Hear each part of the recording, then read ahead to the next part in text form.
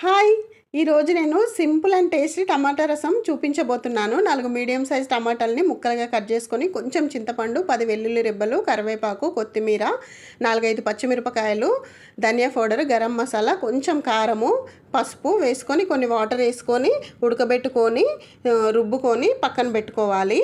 తొక్కలు ఇష్టం ఉంటే ఉంచుకోవాలి, లేకపోతే తీసేయండి. నేనైతే తొక్కలు తీసేసిన. తర్వాత ఒక చిన్న గిన్నె పెట్టుకొని పొయ్యి పైన ఆయిల్ వేసుకొని ఆవాలు జీలకర్ర వేసుకొని ఉల్లిగడ్డలు వేసుకొని పచ్చిమిరపకాయలు కూడా 2 కట్ చేసి వేసుకున్న, 2-3 ఎల్లిపాయలు రెబ్బలు కూడా దంచేసుకున్న. తర్వాత కరివేపాకు వేసుకొని పోపు మాడకుండా లో ఫ్లేమ్లో మంచిగా ఉడకనివ్వాలన్నమాట. ఉడకనిస్తే మంచి ఫ్లేవర్ ఉంటుంది చారు. తర్వాత ఇంగు వేసుకోవాలి, మెయిన్ మంచి టేస్ట్ వస్తుంది రసంకి. పోపు అయిన తర్వాత పోపులో రసం వేసేసుకోవాలి. వేసేసుకొని ఒక్క పొంగు రానిస్తే చాలు, ఎక్కువ మరగాల్సిన అవసరం లేదు. ప్లీజ్ అండి, సబ్స్క్రైబ్ చేసుకోండి. Thanks for watching. Stay tuned for more videos. Bye. Hi!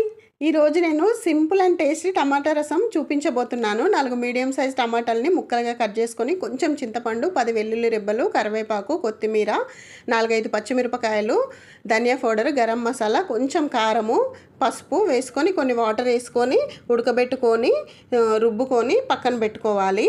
తొక్కలు ఇష్టం ఉంటే ఉంచుకోవాలి, లేకపోతే తీసేయండి. నేనైతే తొక్కలు తీసేసిన. తర్వాత ఒక చిన్న గిన్నె పెట్టుకొని పొయ్యి పైన ఆయిల్ వేసుకొని ఆవాలు జీలకర్ర వేసుకొని ఉల్లిగడ్డలు వేసుకొని పచ్చిమిరపకాయలు కూడా 2 కట్ చేసి వేసుకున్న, 2-3 ఎల్లిపాయలు రెబ్బలు కూడా దంచేసుకున్న. తర్వాత కరివేపాకు వేసుకొని పోపు మాడకుండా లో ఫ్లేమ్లో మంచిగా ఉడకనివ్వాలన్నమాట. ఉడకనిస్తే మంచి ఫ్లేవర్ ఉంటుంది చారు. తర్వాత ఇంగు వేసుకోవాలి, మెయిన్ మంచి టేస్ట్ వస్తుంది రసంకి.